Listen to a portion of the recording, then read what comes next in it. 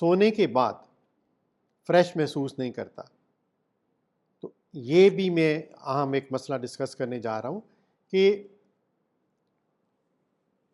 नींद में पूरी लेता हूँ, 7-8 घंटे में नींद लेता हूँ, लेकिन नींद लेने के बावजूद मैं सुबह जब उठता हूँ तो मेरा जिस्म अकड़ाव में होता है, खिंचाव में होता है और मैं फ्रेश महसूस नहीं करता, जिससे में दर्दें महसूस होती हैं। एक तो नॉर्मल हालत है कि जब इंसान सो के उठता है तो वो थोड़ी सी नीम गनूदगी की सी हालत में होता है